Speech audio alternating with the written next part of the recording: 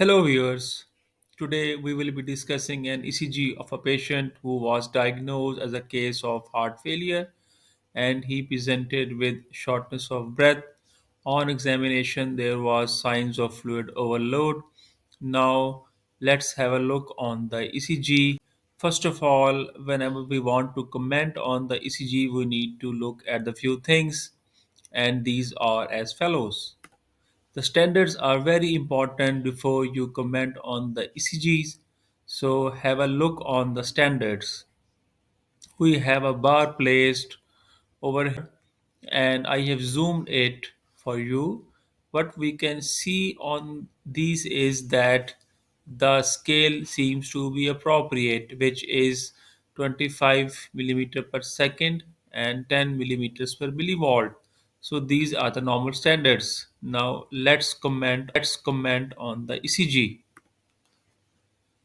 We can see that the amplitude of the QRS complex doesn't look to be a good healthy QRS. So what does this mean? We know that there are some values for that. We can see that the amplitude of QRS complexes need to be defined. So let's discuss these. Now we have marked the complexes on two separate leads, and these are the limb leads and the chest leads. So I have measured these voltages. So on the left hand side, we can see the amplitude of the limb leads are less than 5 millimeter, and these are kind of persistent in all the limb leads. So these are a bit tiny for a healthy normal amplitudes considering the limb leads. Okay, and the chest leads, the amplitude of these are less than 10 millimeter, and again these are small compared to the normal routine. So what does this signify?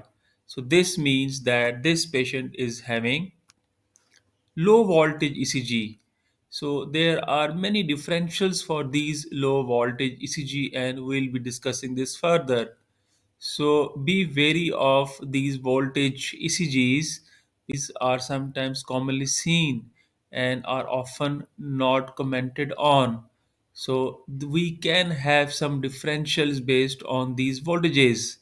So considering the scenario which we have discussed in the start, we know that this was a heart failure patient with a fluid overload.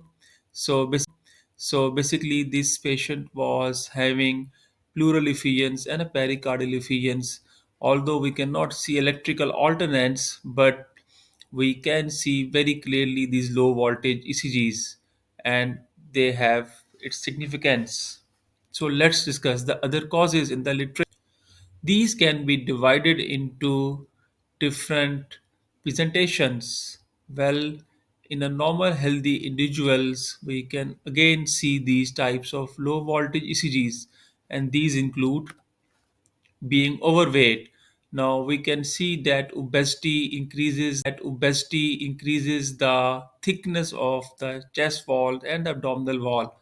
So because of this excessive fat, there is a distance between the cavity of the heart and the place where the electrodes are placed. So this causes increased distance, and because of that we increase. Moving forward, we can see these changes in emphysema or COPD patients or even asthmatics as well. So we can see a kind of a hyperinflated lung fields as shown on the X-ray, and because of that, there is increased lung tissue, and that is increasing the space between these two structures.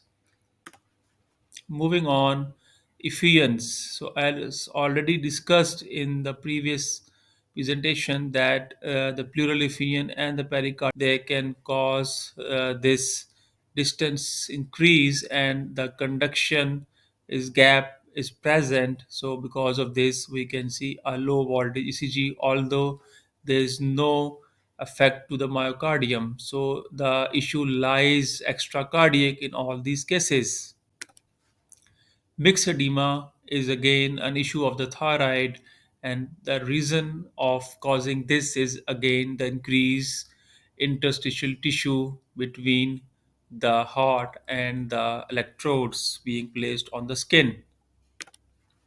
Now there are some cardiac causes as well.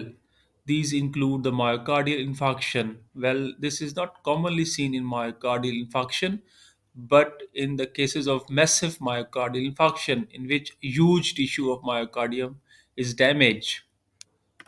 Again, the myocardial issues, including the myocarditis, which means inflammation of the myocardium, the pericardial effusion, as already discussed before, constrictive pericarditis, and infiltrative disorders of the heart. So, this means we can see that in this picture there are the pericardial layers and the myocardium and endocardium. So, whenever there is inflammation, definitely this will affect the conduction and the tissue of myocardium as well, and this can reduce the healthy myocardium and will infiltrations can be seen. So these disorders should be kept in mind whenever we see a low voltage. Hello